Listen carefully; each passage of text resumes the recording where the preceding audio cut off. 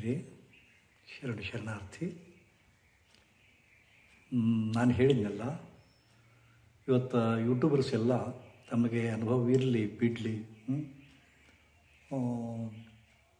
ಮತ್ತು ಅದರ ಜ್ಞಾನ ಇರಲಿ ಬಿಡಲಿ, ಯಾರಿಂದಲೋ ಕೇಳಿದ್ದು, ಎಲ್ಲೋ ನೋಡಿದ್ದು, ಆನಂತರ ಗ್ರಂಥದಲ್ಲಿ ಓದಿದ ತಕ್ಷಣ ಅದನ್ನು ಹಿಂದೆ ಮುಂದೆ ನೋಡದೆ ಯೂಟ್ಯೂಬ್ನಲ್ಲಿ ಹಾಕಿಬಿಡ್ತಾರೆ. ಹೆಚ್ಚಿನ ಜ್ಞಾನವೇ ಇರಿದವರು ಅದನ್ನು ನೋಡಿ ನೋಡಿ ಸಾಕಾಗಿ ಸುಮಾರು 50 ವರ್ಷಗಳಿಂದ ನಾನು ನನ್ನ ಗುರುಗಳಿಂದ ಪಡೆದಂಥ ಈ ಮುದ್ರಾ ವಿಜ್ಞಾನ, ವಿಶೇಷವಾಗಿ ನೀವೆಂದಾದರೂ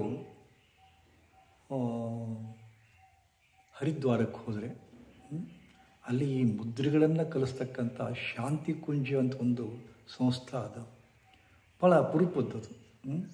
ನಾನು ಅನೇಕ ಮುದ್ರೆಗಳನ್ನು ಅಲ್ಲಿಂದಲೇ ಕಲಿತಿದ್ದೀನಿ. ಸೊ ಹೆಚ್ಚಿಗೆ ಮಾತು ಬೆಳೆಸೋದು ಬೇಡ.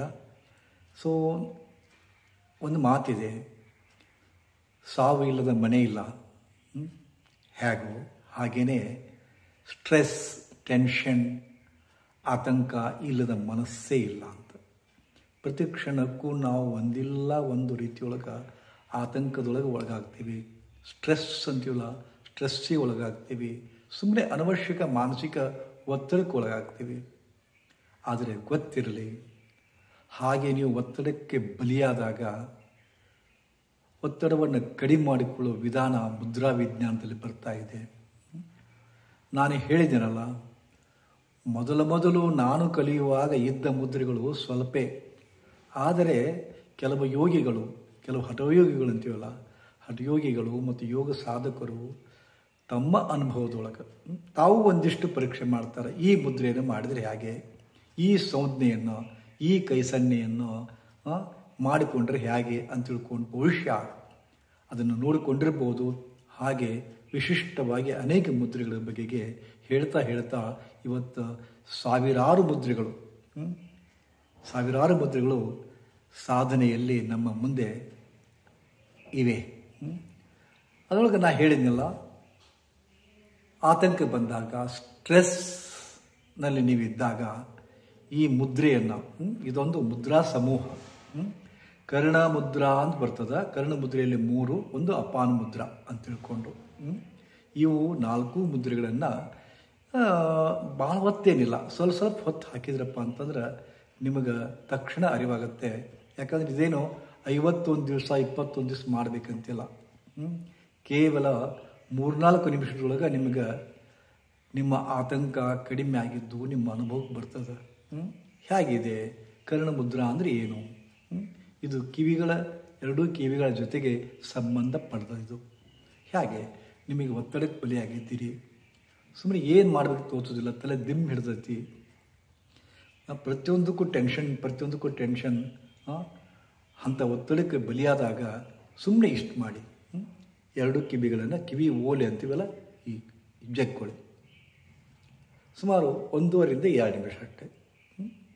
ಜೋರಾಗಿ ಒಂದೇ ಸವನೆ ಜಗ್ತಾನೇ ಇರಬೇಕು. ಅದನ್ನು ಸಡಲು ಮಾಡಬಾರ್ದು. ಕಂಟಿನ್ಯೂಸ್ಲಿ ಪುಲ್ ಮಾಡ್ತಾಯಿರಿ ಕೆಳಗಡೆಗೆ. ಇಷ್ಟೇ. ಇವನು ಹಿಡಿತೀರಿ, ಇವನು ಹಿಡಿದು 1.5 ರಿಂದ 2 ನಿಮಿಷಗಳ ಕಾಲ ಈ ಪುಲ್ ಮಾಡಿ. ಓಕೆ.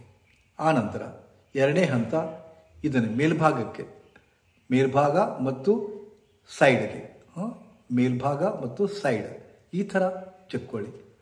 ಬಹುಶಃ ಅಲ್ಲೇ ನರಗಳು ಆದರೂ ಲಟಕ್ಕೆ ಅಂತಿಕೊಂಡು ಬರಲೂಬಹುದು ಸೌಂಡು. ಸೊ ಇದನ್ನು 1.5 ರಿಂದ 2 ನಿಮಿಷ. ಓಕೆ. ಆಮೇಲೆ ಇದು ಆದಮೇಲೆ 3ನೇ ಹಂತ, ಇವನ್ನ ಒತ್ತಿ ಹಿಡಿದು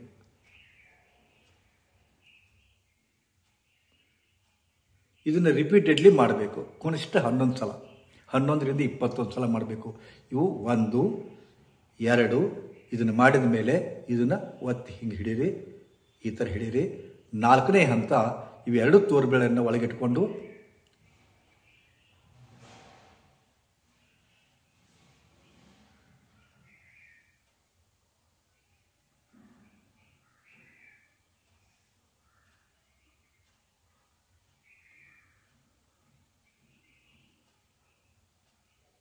ಈ ಥರ 2 ನಿಮಿಷ, 1-2 ನಿಮಿಷ ಒಂದನೇ ಹಂತದೊಳಗೆ 2 ನಿಮಿಷ, ಈ ಮುದ್ರಾದೊಳಗೆ 2ನೇ ಮುದ್ರಾದೊಳಗೆ 2 ನಿಮಿಷ, ಆನಂತರ ಇಲ್ಲಿ 3 ನಿಮಿಷ, 2 2 4 3 7, ಇಲ್ಲಿ 2ರಿಂದ 3 ನಿಮಿಷ. ಇದು ಆದಮೇಲೆ ಅಪಾನವಾಯು ಮುದ್ರಾ ಅಂತಿಕೊಂಡು, ಇದು ಸಮೂಹ ಒಂದು. ಕರ್ಣ ಮುದ್ರೆಯಲ್ಲಿ 4, ಅಪಾನವಾಯು ಮುದ್ರ 5. ಅಪಾನವಾಯು ಮುದ್ರಾ ಹೇಗೆ ಮಾಡಬೇಕು ಇದನ್ನು ನೋಡಿ. ಇದನ್ನು ಈ ಥರ ತೋರ್ಬೆರಳನ್ನು ಈ ಥರ ಒತ್ತಿಡಿರಿ. ಆನಂತರ ಇವು 2 ಬೆರಳನ್ನು, ಇವೆರಡು ಬೆರಳು ಉಳಿದುವಲ್ಲ, ಇವನ್ನ ಹೆಬ್ಬೆರಳು ಕೂಡ ಕೂಡಿಸ್ರಿ. ಈಗ ಕಿರುಬೆರಳು ಒಂದೇ ಹೊರಗದ, ಮತ್ತೊಮ್ಮೆ ನೋಡಿ ಹೀಗೆ. ಆನಂತರ ಹೆಬ್ಬೆರಳು ಮತ್ತು ಇವು 2 ಬೆರಳನ್ನು, ತರ್ಜನಿ ಬೆರಳು ಮತ್ತು ಮಧ್ಯಮ ಬೆರಳನ್ನು ಕೂಡಿಸ್ತೀರಿ. ಕೇವಲ ಸ್ಮಾಲ್ ಫಿಂಗರ್ ಅಷ್ಟೇ ಹೊರಗುಳಿದಿದೆ. ಇದನ್ನು ತೊಡೆ ಮೇಲೆ ಹೀಗಿಟ್ಕೊಳ್ಳಿ. ಹೀಗಿಟ್ಕೊಂಡು ತೊಡೆ ಮೇಲೆ ಹೀಗಿಟ್ಕೊಂಡು ಆಳವಾದ ಉಸಿರನ್ನು ಮಾಡಿಕೊಳ್ಳಿ. 10 ನಿಮಿಷ, 10ರಿಂದ 11 ನಿಮಿಷ. ಯಾಕಂದರೆ 11 ಅಂಕಿಗೆ ಭಾಳ ಇದು ಪ್ರಾಶಸ್ತ್ಯದ. 11 ನಿಮಿಷಗಳ ಕಾಲ ಡೀಪ್ ಬ್ರೀದಿಂಗ್ ಮಾಡಿ ಅದನ್ನು ನೋಡ್ತಾ ಕೂತ್ಕೊಳ್ಳಿ ಈ ಮುದ್ರೆಯೊಳಗೆ. ಗೊತ್ತಾ? ಇದನ್ನು ಮಾಡಿ ಆದ ಮೇಲೆ ನೀವು ನೋಡಿಕೊಳ್ಳಿ, ನಿಮ್ಮ